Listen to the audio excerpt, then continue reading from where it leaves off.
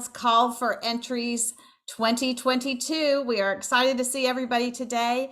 We are thrilled to have PNC Bank as our presenting sponsor again this year of the event, and we're happy that you're here. I'm Terry Hughes. I'm the CEO at the Center for Nonprofit Management, and we are so excited to have launched our award applications this week, and we are even more excited to have an in-person Salute to Excellence in October this year.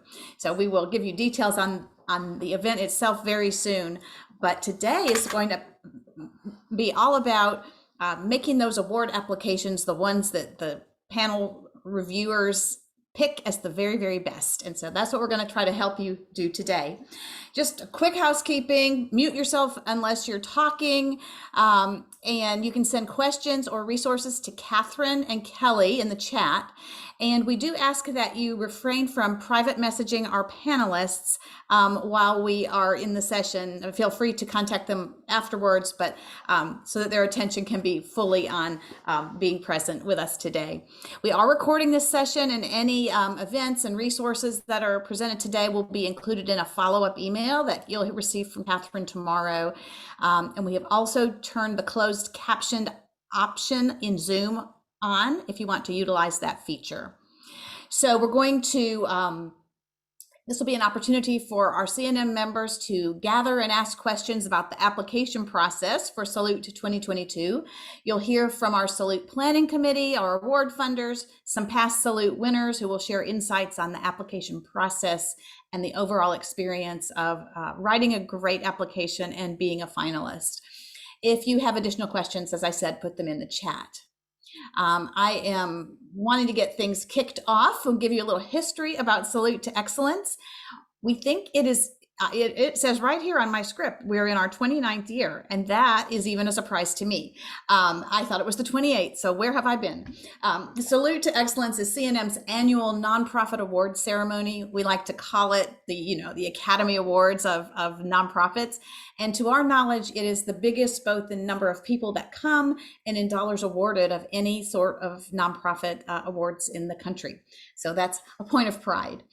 This event features a celebration of Middle Tennessee nonprofit community, and the finalists and winners in each category receive prizes and community recognition for their hard work. And the 2021 Salute to Excellence Awards, we awarded over $220,000 to the outstanding achievements of nonprofits in our region. So if you're thinking about Salute this year, and it's, as I said, we're going to be back in person, and that will get you the dates as soon as they are confirmed. We're excited about this particular round. We have a new award to share with you. And there's no way we could host such an exciting, amazing event without generous support from the philanthropic partners in Middle Tennessee who fund the awards and fund the event. And we are wanting to take a moment to thank PNC Bank for joining us again this year as our presenting sponsor. We're honored to have Chelsea Peterson. Hi, Chelsea, PNC's VP and Director of Client and Community Relations for Tennessee, joining us today. Chelsea, what good words do you have to say for this afternoon? Thank you. Well, I will definitely take credit on the good morning and putting that accidental bug in your ear. But no, thank you so much. As Terry mentioned, Chelsea Peterson, I'm PNC's Managing Director, and we are just truly honored to be the presenting sponsor of the Salute to Excellence Awards. Not only is it the best event, and as Terry mentioned, the largest nonprofit event of its kind in the country. If we've learned anything in the past 2 years, it's really the power of recognition. And so we're making sure that we're taking the time to be intentional and acknowledge all the hard work and dedication of not only our people, our workforce, our loved ones, but especially in our nonprofit community. So we would be absolutely nowhere, especially in Nashville and Middle Tennessee, without the nonprofit community. Y'all are the backbone to our region. Y'all are essential, and you are truly the reason that we are continuing to be that spotlight city that everyone is choosing to move here on the daily. And so this event is all about you. It always has been about you, and we just really want to take the time to thank you for everything that you're doing and continue to do. So thank you so much for the opportunity. We're so excited to do this one. in person, and we'll see you in the fall.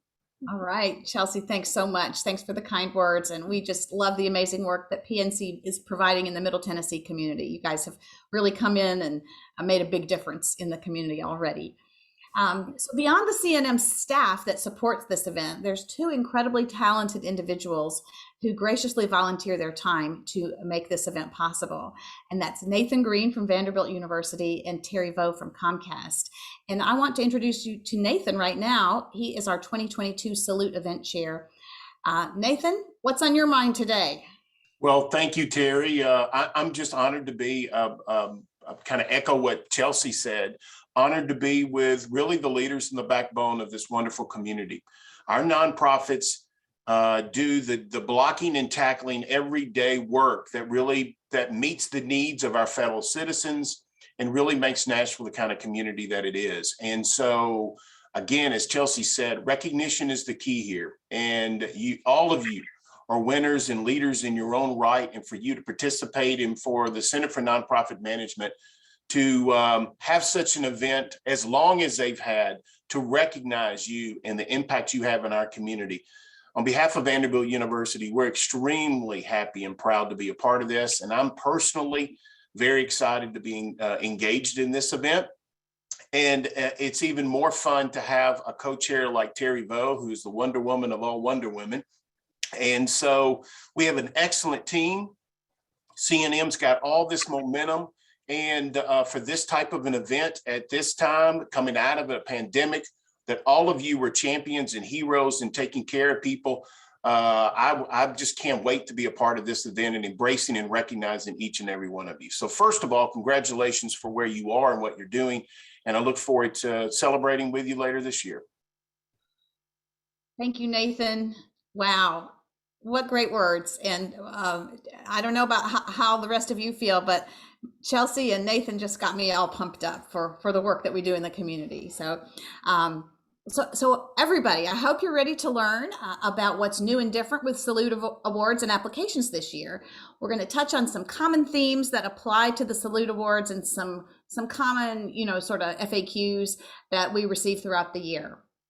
So this year there are 12 awards, and each nonprofit can apply for up to 2 awards. Applications went live on Monday, and they'll remain open until Friday, April 29th. And as I mentioned, we're going to have it'll be in October, still finalizing the date. So you do need to have been a 501c3 for at least 3 years and have an active profile with Giving Matters in order to apply. Organizations should have their mailing address listed in Middle Tennessee, and that they provide significant services to the residents of Middle Tennessee. National organizations, the chapters of national organizations can apply if they're locally managed, and each award may have some restrictions about previous winners and finalists, so read that carefully. And if you have a question about that, you can reach out to our team. And we do ask that you be a current member of CNM. And in addition, for each award other than the Amazon Social Justice Changemaker Award, which we're going to hear about in just a few minutes, your organization does need to be a current member with CNM. And Abby Dugan, the membership at cnm.org, will be happy to assist you with any other questions. So yes, I just threw like tons of things at you, but as a reminder, this information is listed on our website and on each award description. And before we turn it over to our panel, I wanted to take some time to go through each award this year and highlight some key points and any changes or updates in the award language. So I already did a spoiler alert. Let's kick it off with our first and newest award. I am really proud to share with you that the Amazon Social Justice Changemaker Award. Our staff and community have been working tirelessly to bring this award to fruition, and we sincerely appreciate everyone who took the time to share their feedback with us on award language, criteria, and qualifications. We're so fortunate today to have Courtney Ross, Senior Manager of External Affairs at Amazon, on the call to share with us more about the award. So Courtney, tell us why this award was so Amazon and why you feel it's significant to the nonprofit community. Absolutely. And Terry, I can see you. You cannot see me. Not if you can hear me. Can you hear me? Okay, good. My Zoom apparently has a safe driving mode, which I'm really impressed by, and glad they have that. So that will not let me do anything but talk to you. I am driving, and I apologize that I'm not there on camera, but I'm so thankful for virtual. That's one of the things I'm thankful for. I'm also thankful for CNM and this opportunity. We are so excited about this. As Terry said, Amazon is so excited to support the 22 Salute to Excellence Social Justice Change Maker Award. We are so excited about this. And sorry, my car's not beeping at me, but we're good. Don't worry, everybody. So as Terry briefly mentioned, the objective after so much feedback and conversation we had regarding this process was to create an award that really focuses on minority-led organizations and removing barriers to the application. And just like Terry said, specifically the barrier requiring CNM membership to apply. So we're removing that barrier for this award to really allow those organizations that may not have the resources for that membership to apply. As we all know, in the nonprofit community, which is what I spent my entire career in before joining Amazon, minority-led and grassroots nonprofits have long served our community and so many communities as catalysts for essential programs and services in the community. And we're just hopeful, and we know that the inclusion of this award will offer inspiration and guidance on how to embrace diversity, equity, and inclusion in our community and in everyone's community. So we are thrilled about this. I can't wait to be with you in person through the process and at the awards. So thank you, Terry and Catherine, for all your hard work. I appreciate it. Thank you, Courtney. We're just really excited about this, just honored to partner with Amazon for this award. And we look forward to celebrating minority-led nonprofits and their outstanding commitment to social justice through this award. As you can see, for finalists, the award of $15,000 will be presented to the category winner, and the other two finalists will each receive $5,000. And finalists for this award will receive complimentary CNM membership for 2023. So moving on to the Memorial Foundation Leadership Award. This award is presented to an agency that's gone through a time of intense managerial, financial stress, and has turned things around through leadership strategy and vision. This really is about a turnaround that beyond the PPP and CARES Act. We want a little bit more of a story than only that. $10,000 will be presented to the category winner, and each of the other finalists will receive $2,500. And this is from the Memorial Foundation. We have 3 awards from the Frist Foundation. Up next is the Popular Innovation in Action Award. This award recognizes nonprofits that have developed innovative ways to carry out their missions, especially in a time of uncertainty, by streamlining or reducing operational costs with passion and creativity. $25,000 is presented to the winner, and $10,000 will be presented to each of the 2 finalists. The second award presented by the Frist Foundation is their Team Building Award. And this award recognizes nonprofits who've powerfully demonstrated how they have mobilized, trained, coordinated, and made the most effective use of volunteer staff, board members, and other community participants in accomplishing their mission. $25,000 presented to the category winner, $10,000 to each of the 2 finalists. And the last award from the Frist Foundation is their Revenue Development Award, which recognizes nonprofits that developed new or more effective ways to generate sustainable revenue through nonprofit or for-profit activities. Again, $25,000 for the winner, $10,000 to each of the other finalists. And we have a new sponsor this year. We're very honored to have TrustCore as the sponsor for the TrustCore CEO of the Year Award. This award recognizes the importance of executive leadership in an organization's achievement of mission-driven results.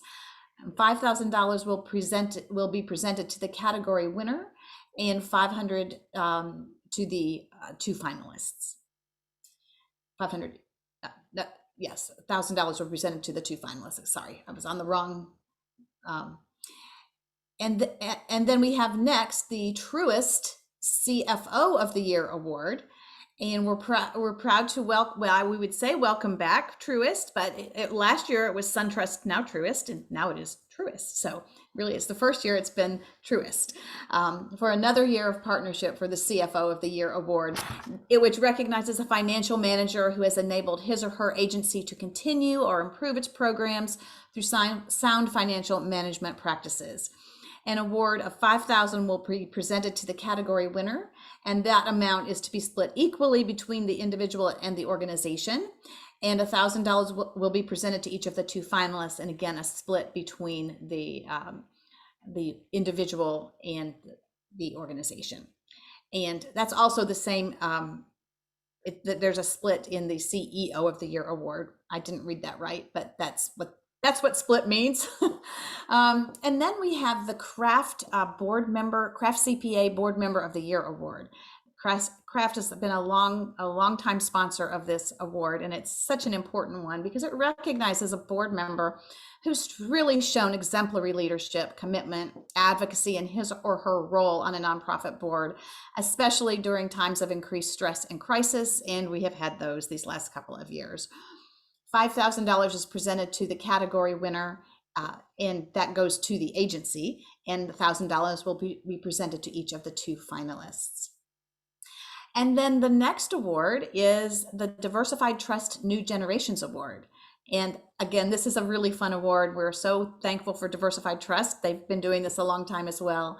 The award recognizes nonprofits who have utilized specific projects, programs, activities, or campaigns that engage and attract new generations of constituents, stakeholders, and supporters. $5,000 is presented to the category winner and $1,000 to each of the finalists.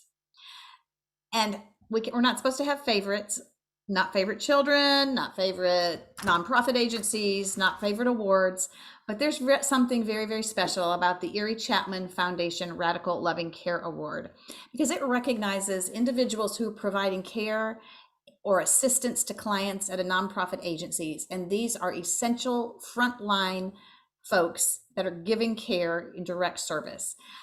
The stories that what you see in the videos of the finalists are just some of the most heartwarming that I've ever seen.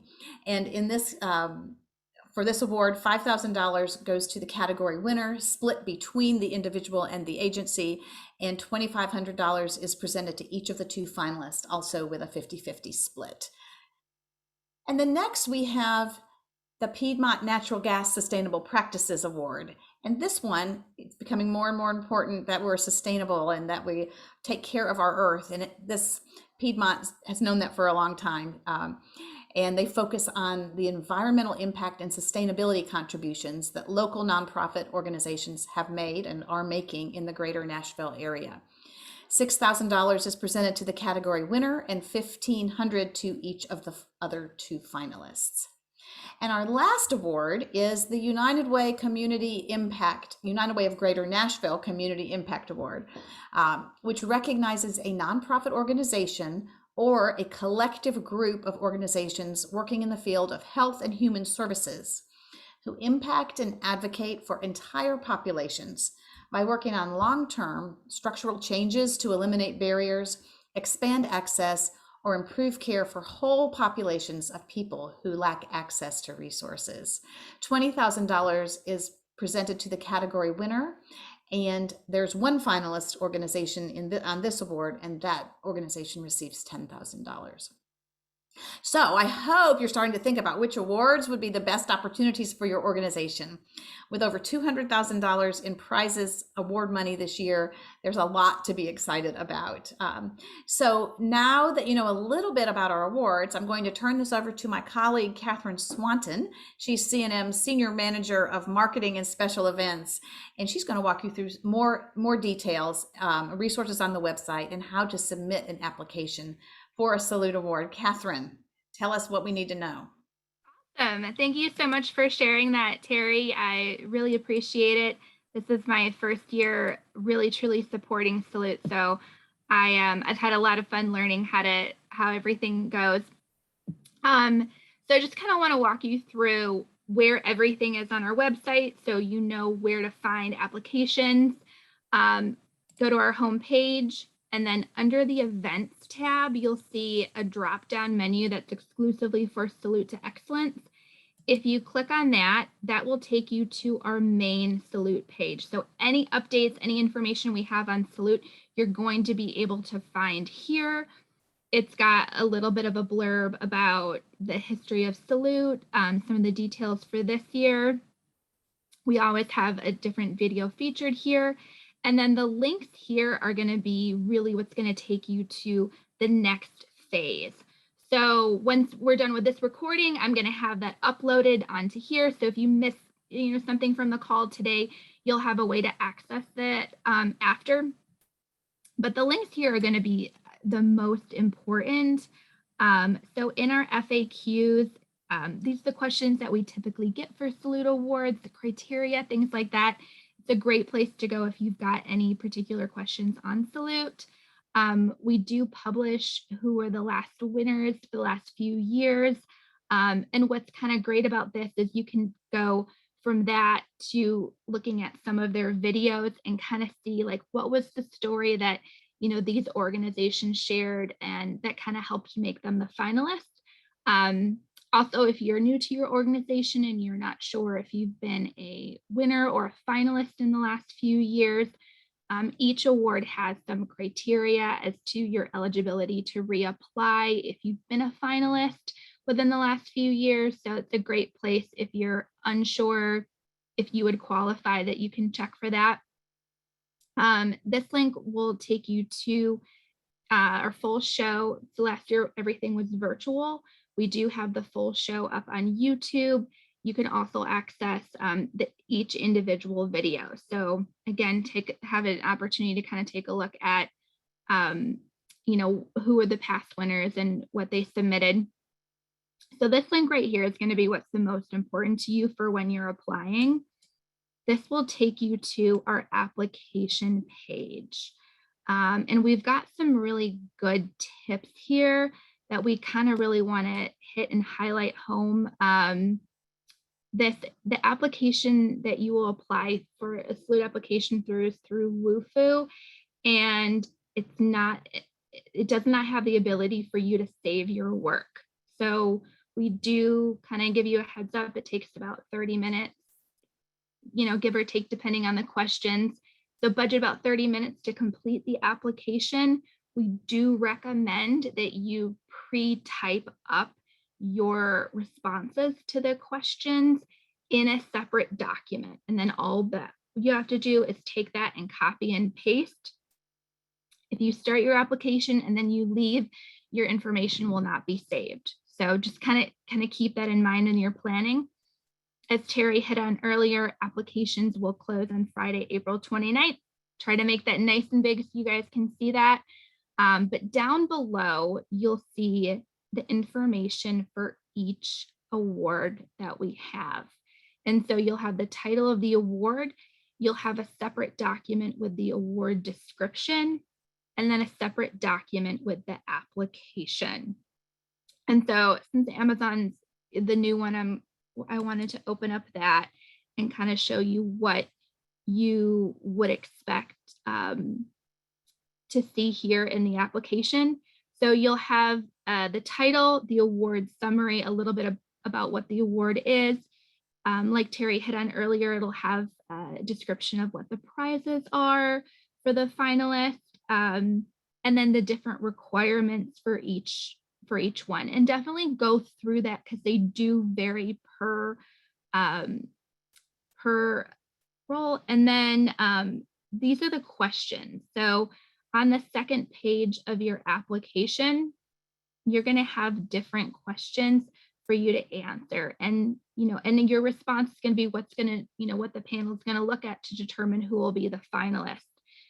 There is a limit to the word count, so do pay attention to that, because when you get to the application page, it will not let you type in more words than that. So that is your true limit for that.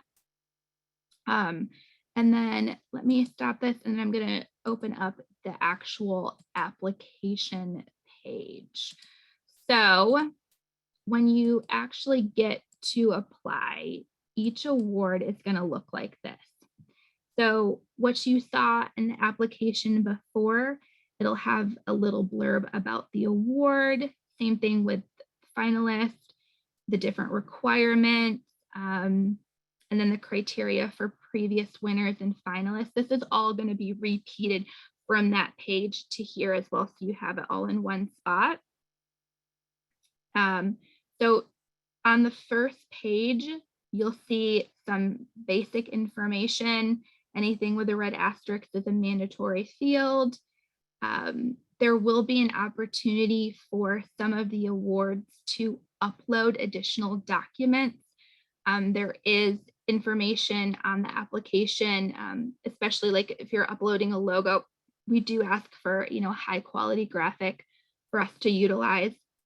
And then on the second page, when you hit the next page and you go, will be where you'll fill in the blurb for those application questions. So this is the part that we recommend. Do it in a separate working document, and then you can just kind of copy and paste over from there. So a couple of things. Once your application is submitted, you will receive an email letting you know that your application has been submitted. So do kind of look out to that. If you have questions on how to apply or anything, again, you can reach out to Abby at membership@cnm.org, or you're happy to reach out to me at communications@cnm.org, and we're happy to kind of walk you through any questions that you have. With that, I'm going to turn it over to Terry and let her get started on some fun, great questions from our panel.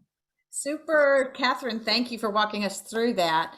And congratulations on the many, many details that you had to get to get all those documents up. I'm very impressed.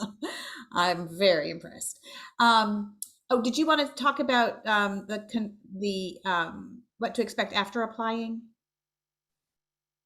Yes. So we'll be reviewing the applications with the panels after, and then sometime in the summer, we'll be doing a finalist announcement, and we'll be reaching out to your organization if your organization is a finalist.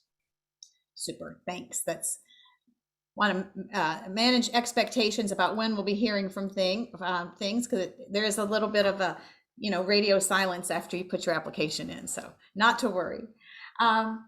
So just a quick reminder, if you have questions that you want to ask during while the panelists are talking, just put those in the chat to Catherine or Kelly, and they'll make sure that we get those. We will have some time at the end for Q&A. And just another reminder, please don't private message the panelists during the event. So I hope you will help me welcome our amazing panelists, our four amazing panelists. We have Pratik Chauhan, who is the Frist Foundation Innovation in Action Award panel chair, and he works with US Bank. And I just want to take a second to remind you about our process for reviewing the awards.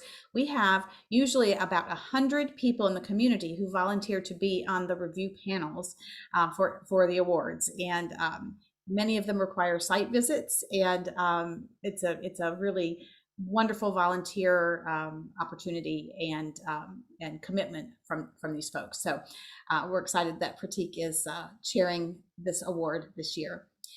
Nathan Green, who you met earlier, he's our Salute event chair and is with Vanderbilt, vice chancellor with Vanderbilt University. And Leah Sherry was she's the executive director at Turnip Green Creative Reuse. One of my I'm not saying that. Very fun mission. I think it's very fun to go there and look at all the fun things. They were the 2021, they were a Salute winner last year of I can't remember which award, but it was one of the Frist awards. So Leah will tell you all about it in a minute. And then Terry Vo, she is our Salute event co-chair, and she works with Comcast, and she is one of the main things she's doing for Salute is getting all the panelists together. So please help me welcome all of these fabulous folks, and they really represent the heart of the Nashville's philanthropic sector. So let's start with Leah. Leah, for you, what did the award application process look like for Turnip Green? What types of information did you gather? And how did your team prepare for an exceptional application? And also remind us for sure, confirm which award it was. Yeah, so it was actually the two Frist awards, the Innovation in Action and the Revenue. So we were a finalist in one and the winner of the other. And I'm mixing them up in my brain right now. I'm second guessing, but I can confirm that in a minute. But the way that, and thank you for having us from Turnip Green, by the way. It was just really wonderful to see that email in my inbox and to be here with all of you today. But the way that we approached our award application was, the word that came to mind was collaboratively.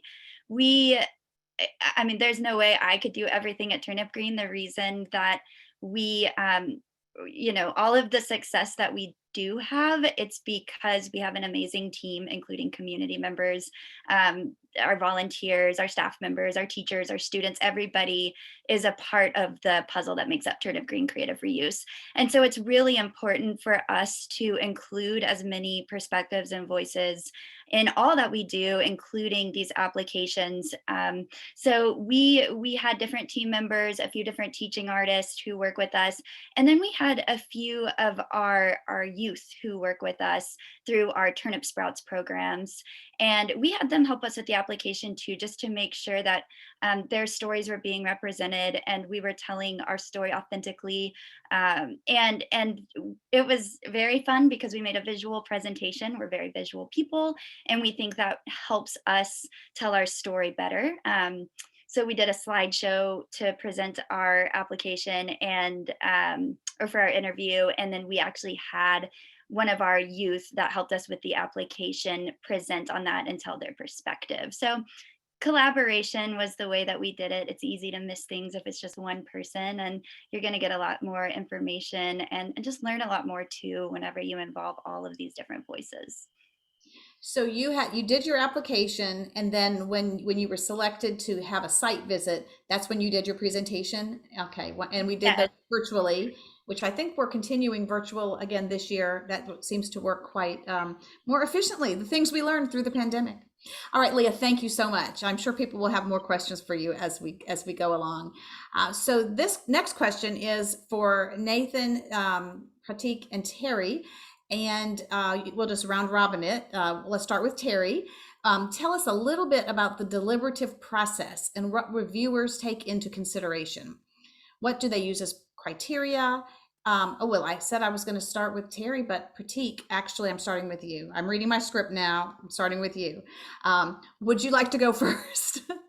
Tell us about the deliberative process. Sorry. I'm trying to get out of the mute. Hold on just a second. Just one moment right there. We can hear yeah. you. So can you hear me? Yes. Thank you for asking the question. So I think when we start the process, we have a variety of different panelists on the team. They come from different disciplines. So each person who's involved in the process reviews the application, and we're specifically comparing the notes and the information provided to us to the specifics to the award, the criteria to the award. So we're focusing on what the criteria is for the award. And then we're discussing that within our group and identifying that there is a story being told to us through your application matches the award and addresses what we're looking for.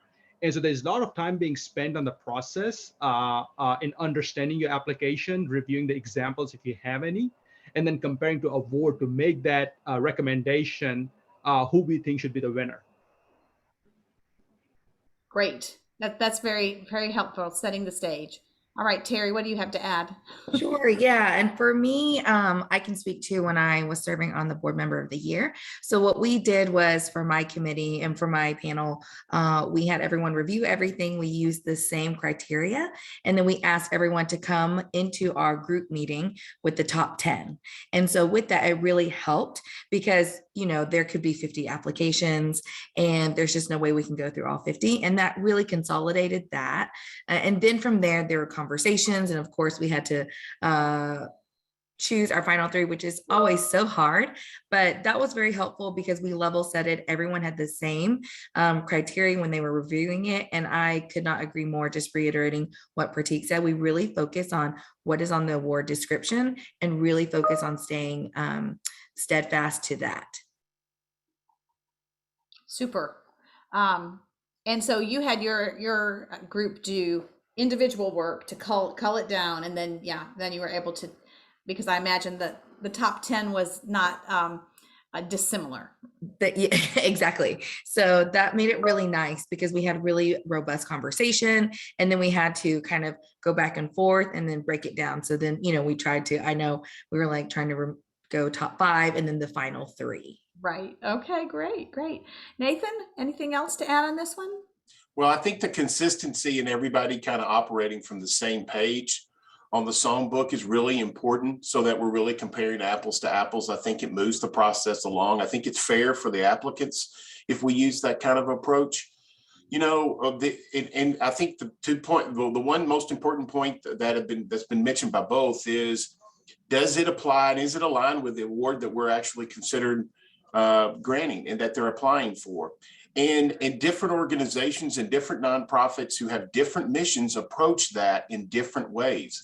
Mm-hmm. So I always kind of first of all, it had to align with the award, but how creative was that particular nonprofit in still aligning with their own specific mission qualified for that particular award? In many ways, that creativity and that hard work and that planning and that strategy really kind of stood out to me when we actually got down to ranking those top 10. So, always connect to mission. You need to be aligned with the award you're getting, but how did you connect with the mission of your specific nonprofits? Because our strength is diversity, right? So we bring all these diverse people in, and that will resonate more when people are considering top 5 and top 10 and all the other wonderful applications. Super. Yeah, good thoughts. So this next question is for Terry and Leah, and we're going to start with Leah. How should an organization balance telling its story in light of the challenges of 2021, and 2020, but since this is 2022, with more general information about its organization? So yes, we've been through a time, and I'm sure, but how do you balance that? And you probably experienced that with your 2021 application. Definitely.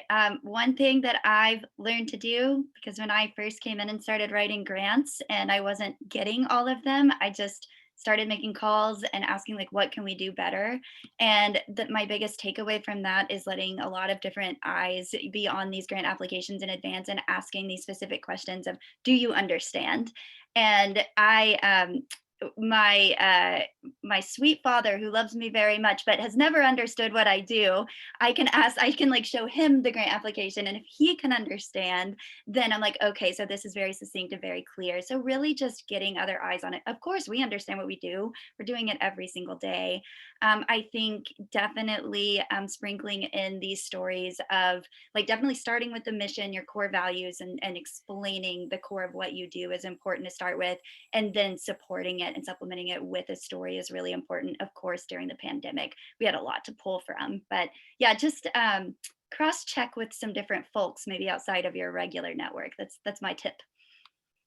That's a great tip. You see a lot of these. What do you say?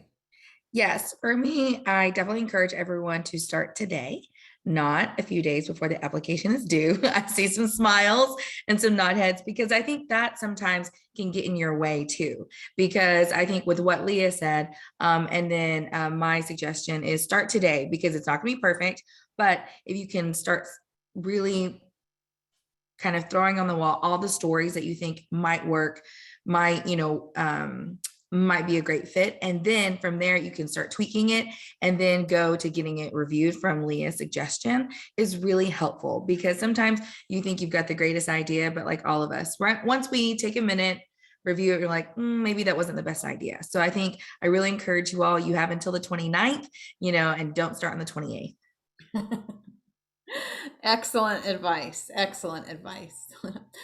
All right, Nathan and Pratik, this next question is yours.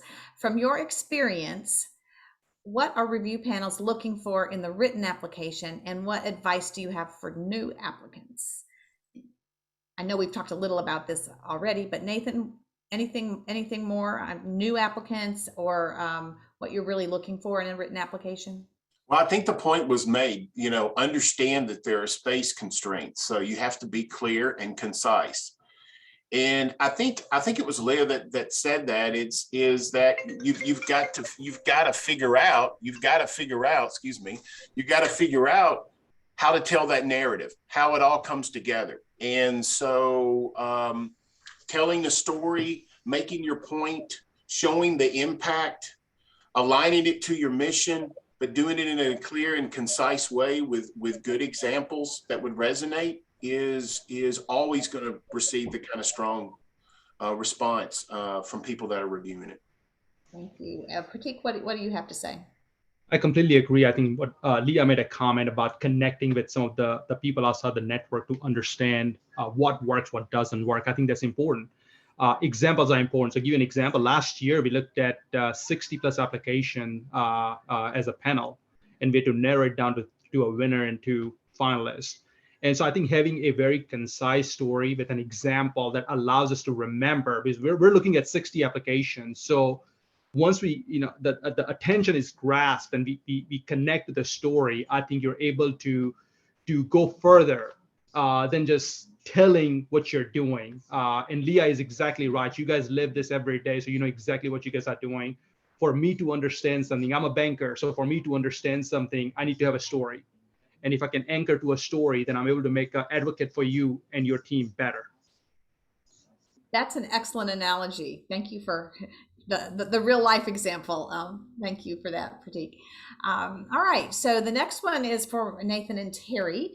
For the awards that require a virtual site visit, can you tell the audience a little more about what you're looking for and what the experience will be like and what they can expect? Actually, more about what, yeah. And then Terry, I'm going to start off with that.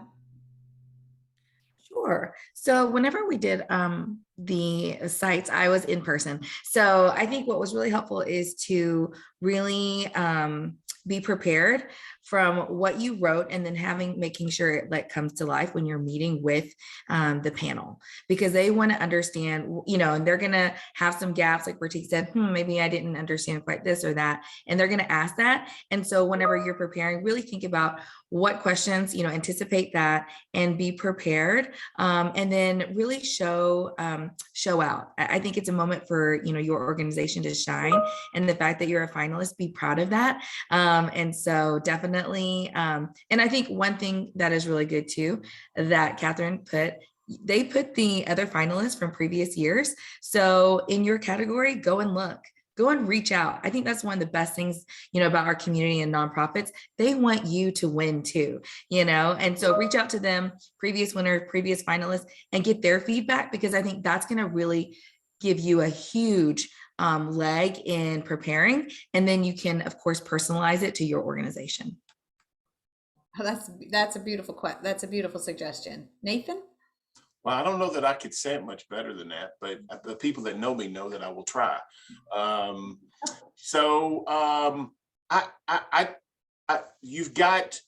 When you make your presentation, there needs to be a connection to the written application. There can't be a disconnect. You can't give examples that then we don't see when we're actually inside or that are not a part of your presentation. I really loved what Leah said about collaboration. I loved the presentations that had multiple staff members that had a passion for what they were doing, that were working in alignment to achieve that type of process. When I saw a team of people that matched with the application, that would really resonate with me. Super. Well, all right, y'all. I'm going to turn this over to Leah to tell us how winning a Salute Award or winning, you guys really hit it. You struck the right nerves last year. How has that affected your organization and its goals? Yeah, and I did check to make sure I didn't say the wrong thing, but we won the revenue one, and we're a finalist. That was the one. Yeah. Thanks for your patience. When I get excited, the details get jumbled. So it's helped us in a lot of ways. Credibility I mean, there are people who will like literally make that the subject line, reach out to introduce themselves in an email and, heard about you at Salute. And that's great, obviously with donors and people wanting to support. But one thing that I have personally just been overjoyed seeing is the amount of different nonprofit partners we've gained from that as well. Because there is I think a lot of us are really trying to flip the script and like get away from this narrative of scarcity mindset within nonprofit and move towards abundance mindset. And spaces like Salute to Excellence allow that opportunity for us to gather and idea share and resource share, and just that collective impact can go so far to help all of us do what we do while still like making a big difference in the community. So, an example was someone from Boys and Girls Club reached out and they were like, we didn't know until we saw your video at Salute all of the things you were doing. Like, let's get together, let's make some stuff happen. And we did. And that's just one of many examples. So yeah, just all of the opportunities to continue furthering our impact and working with other fun nonprofit friends. Super. That's great. Oh, congratulations. That's really exciting. Thank you. Our last question before we turn to the audience, I want each of our panelists to answer. What would you say to encourage nonprofits to apply for a Salute Award? Terry, you want to kick us off? I sure will. Just like Pratik said, your story matters. So I think if you're on the fence, please know that what you're doing is so critical to our community. And so with that, I think another thing, what Leah said, many organizations maybe didn't know about, the Turnup, creative reuse. And it's like now it's on a different platform, and that can be for your organization too. Because oftentimes I will say for myself, I'm super involved. I do, work in the nonprofit space, but every year when I go to Salute, I find out about a new nonprofit I didn't know about and the stories, and it makes me so proud. So if you need encouragement, I want you to know that your story, your organization matters. And if not for you all submitting, we won't know. Great. Pratik, why should someone apply for a Salute Award? I think what Terry mentioned just a minute ago, I think the work that you do really matters. It changes lives of people that you interact with, and the community is a better place. So you guys do great work. And I think your stories deserve to be heard. And I'll go one step beyond. Here's what happens, right? So we all come from different disciplines. We work for different banks, different companies, and the panelists are doing the exact same thing. And so when we hear your stories, maybe you win or get nominated, maybe you don't. But some of the stories that I had heard, a great example, I had interacted with a nonprofit.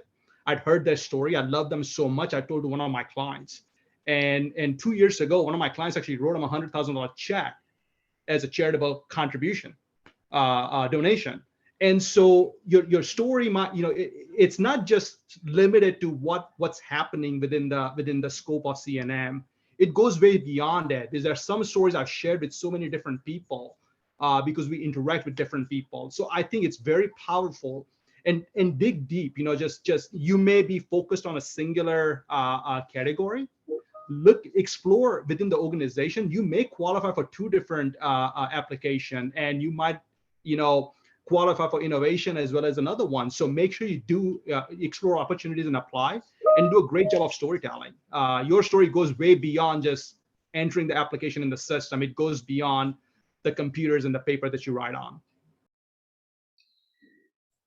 Good advice. Thank you. Nathan, what about you? Yeah, I agree with everything that was said, and understand that every application that you fill out, every opportunity to make a pitch, you're fine-tuning your narrative of what you're about and the impact you have in the community. You become better storytellers. So first of all, everybody should participate, because this is a healthy exercise. It makes you a better storyteller. And has been mentioned, that it creates other opportunities for you down the line that may be outside of the Salute to Excellence process. Very good thoughts. And Leah, bring us home. Why should an organization apply for a Salute to Excellence? I'll just piggyback off of everyone's answers and my own. I mean, it's just from personal experience. I can tell you how much of a difference it's made for us. One other story that I did think of was the student I was talking about who helped present with us and helped us with the application. It was just one of the most heartwarming moments. His name was Kendrick, and I called his mom after and I said, Kendrick just blew us away. He was already so impressive, but today he presented for bankers, and for all of these impressive people, and he just blew everyone away. And she said, this is the first time that I've had a call from like one of his supervisors where he didn't get in trouble. It's not a negative call. And I was like shocked because he was just so wonderful. But I just think creatively about all of the opportunities it can provide. Obviously, the target is for you to win this award, but there's so many other wins that are involved with this opportunity. Thank you. And I'm going to add one reason. Pete Bird, who many of you know was the longtime CEO of the Frist Foundation, he retired from that role this year, and so he's not here to say what he always says when we give him this question. So I'll say it. He says the odds are just really good that you're applying for a grant, and it's not going to be 3,000. One of 3,000. It might be one of 30. It might be. So your odds are really good, so I'll add that one. It's not as eloquent, but it's there it is. So we have a couple questions that have been put in the chat. One asks specifically for the United Way Community Impact Award. If we apply with a collective of organizations, should each nonprofit apply or only one submit? And we do want one organization to submit on behalf, and it will be important to think about what happens to that award money when, let's decide that on the front end with your partners. Did that answer, is that clear enough, Courtney? Yeah, okay, good. And another thing that I want to just clarify is this award money should you win it, should you be awarded it, would be unrestricted. You may use it for however you want to use it. It's not restricted for anything. If an organization is interested in 3 awards, what suggestions can they offer on how to filter which awards they should apply for? So we're limiting to 2 awards applications this year. And I don't know, panelists, who wants to tackle that one? Leah, you obviously, okay, Pratik, go ahead. I was going to say, see what award your story most aligns with, and do the internal test. Speak with a couple of people, share the story. I think the message from Leah was as powerful. Just test it and see what works best, and pick those 2 categories. Thank you. Leah, I know you probably have to think that you've had to think about that. Yeah, definitely. And we've applied for many of the awards over the years and exactly what Pratik said, just we've tried different strategies, but at the end of the day, I think something nonprofits have to deal with every single day is making sure you're not mission creeping, and apply that to these applications as well. See which one sits right, cross-check with other people. Whatever is the easiest and most comfortable for you to write, that's probably the ones that you need to choose. Great. Wonderful. All right. Yeah, I don't have any other questions that I see in the chat. Does anyone want to raise their hand and be called upon? Or don't all speak at once, but unmute yourself and talk? Or just have we done such an amazing job in less than an hour that we're going to give you the gift of 30 minutes? All of that's fine. Terry Hughes, this is Dara Bacon. Can I jump in and ask a question? Hey, Dara. I can't find my raised hand icon. I'm sorry. Okay, just blurt it out. I was just going to ask the panelists about, the personableness of an application. Do you guys want this more like professional language, and not that it wouldn't be unprofessional, but how personal can one be with the language used in the application? Is it more relaxed? Is it more conversational? Can you paint a picture about what's stuck with you guys for the winners of the past couple of years?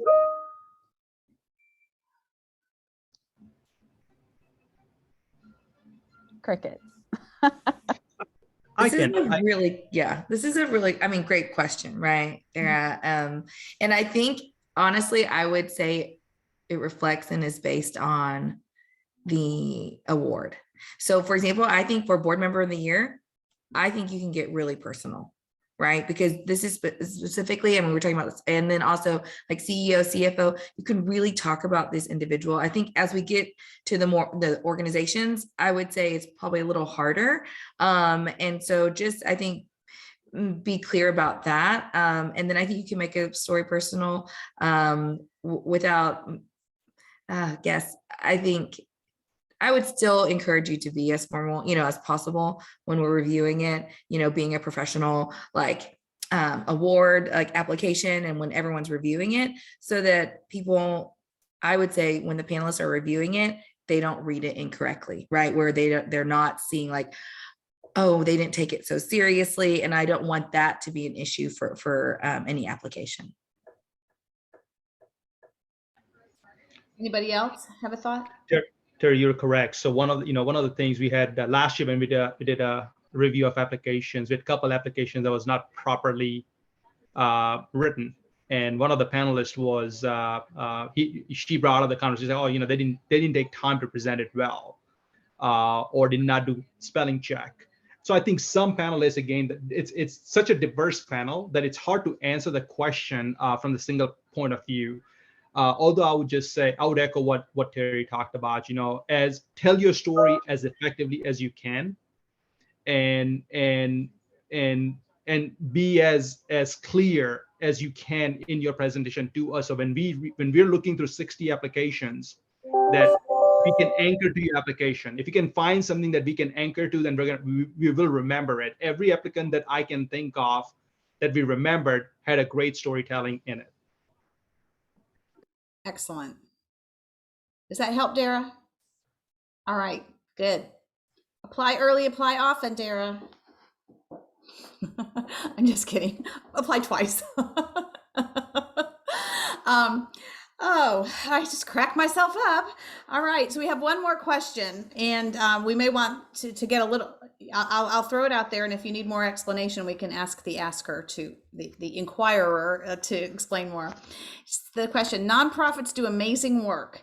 Any techniques to break out of the humble nature of the work we do?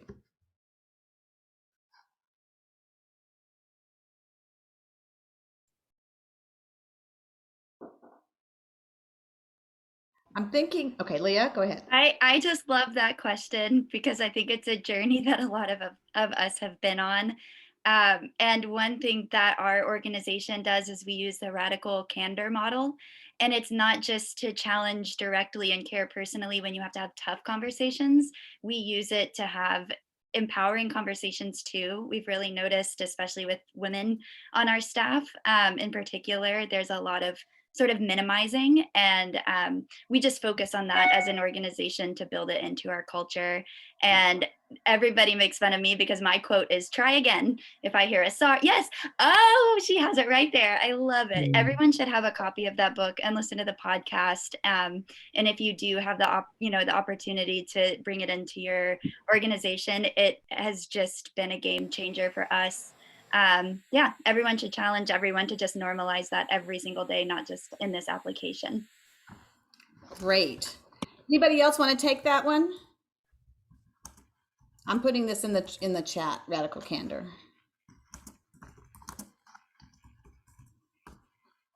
Nathan? I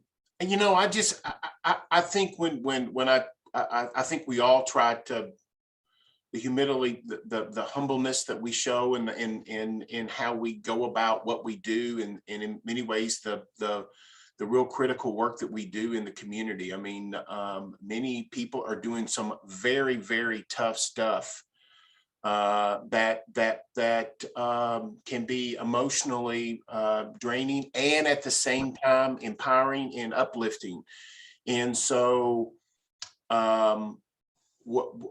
what I like to see is from a personal standpoint, is just a passion for what they do, a passion for for the fact that they have an opportunity to help other people and to use the mission of that organization in a really meaningful and impactful way. And so, that's can be expressed in a lot of different ways, but that passion can be really contagious too. And when you're reviewing an application, those are the type of applications when that passion is, again, not just the individual who's presenting, but the entire team, especially when you're engaging at that point.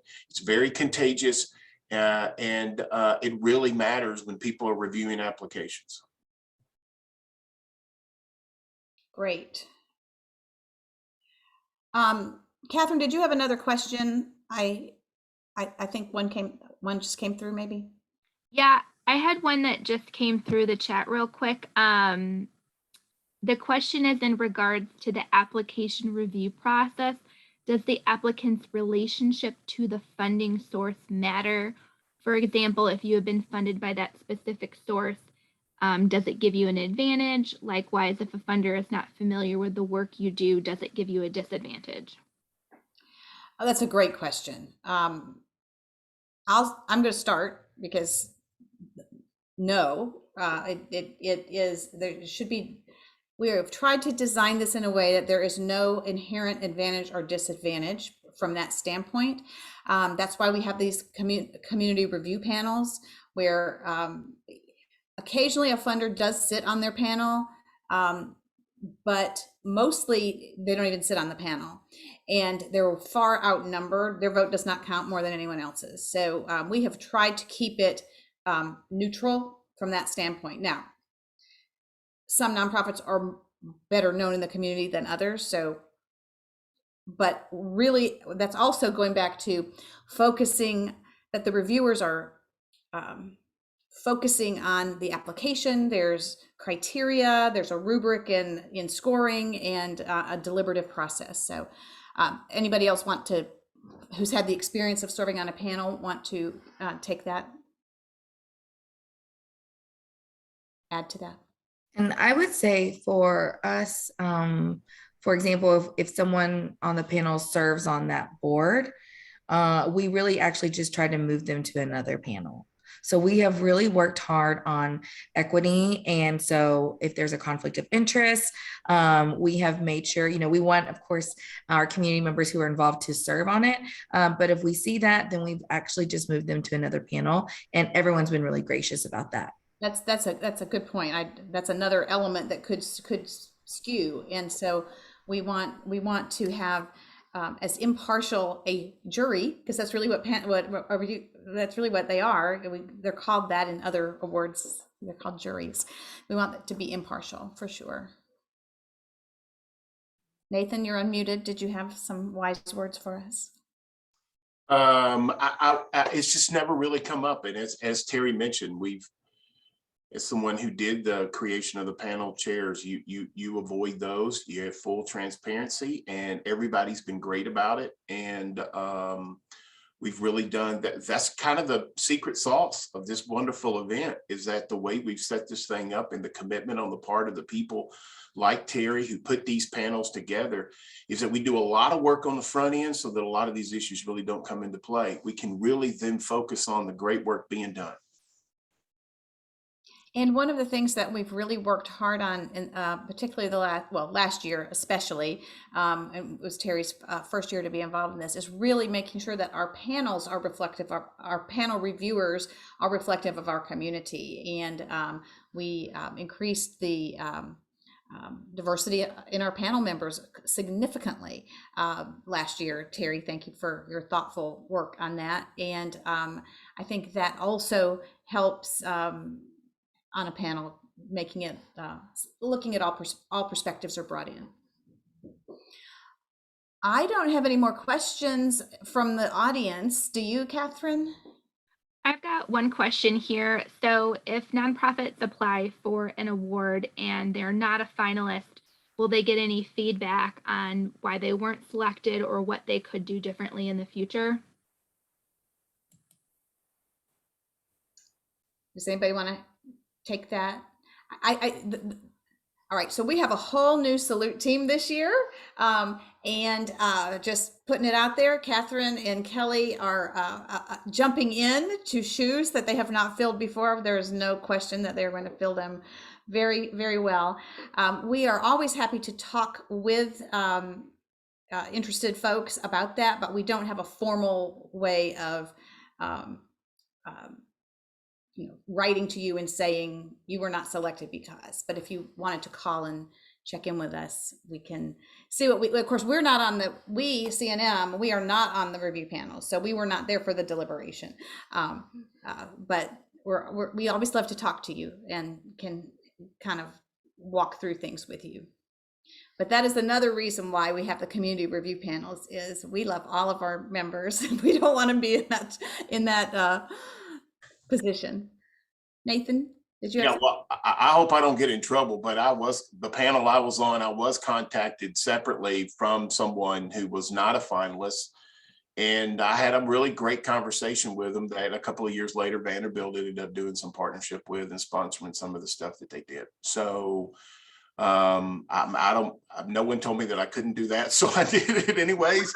And so not that it's, I think, and Terry and the team and everybody has been really great. Again, I keep talking about this special sauce here, but part of this process is that everybody really wants everybody to get better and to be recognized. And so if you're not a finalist, I think everybody's committed to a process, and that's why these review panels were set up to, how can we make that application better? How can we how can we help you tell a better story about the wonderful stuff that you're doing in the community? And so that type of collaboration, regardless of who gets the awards, helps us all, and it makes Nashville a better place. So I just think that's part of it. And I enjoyed that interaction because I felt like I was helping an entity that really was doing really good work. Pratik, did you have something to add? No, I accidentally click on unmute. No, I did not have feedback. I was going to say somebody had reached out to me 2 years ago, and I'd shared with them that they need to connect with Terry, and I think you were the panel chair at that time. So I directed back to CNM. So I didn't know. I don't know if you can share or not. If there's a directive, we'll be happy. We always have notes, so we can always present, tell you what we looked at, and share the information with you. So I think we've learned another thing we need to think about and figure out for this process, and we'll take that back under advisement with with Terry and Nathan and Kelly and Catherine, and think about if there's a way that we can provide feedback that in a constructive way that doesn't put my staff completely under the under the table with all the other things that they're getting ready to do. So. I still say apply early, apply often, and we want as many people to apply as possible. I think we're coming to a point where we can give everyone the gift of, I said 30 minutes, it's going to be more like 15. But Terry, Leah, Pratik, and Nathan, thank you so much for being a part of the panel. Thank everybody, all of you guys who participated, asked good questions, listened.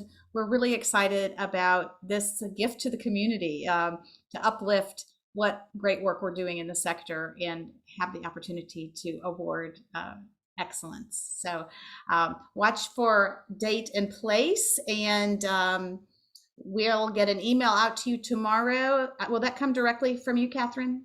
Yep. So from Catherine Swanton, with the recording and all the resources and event links and all that in it. So thanks, everybody. Have a wonderful afternoon and apply. Good luck, everybody. Bye. Yes, good luck. Bye. Good luck, everyone.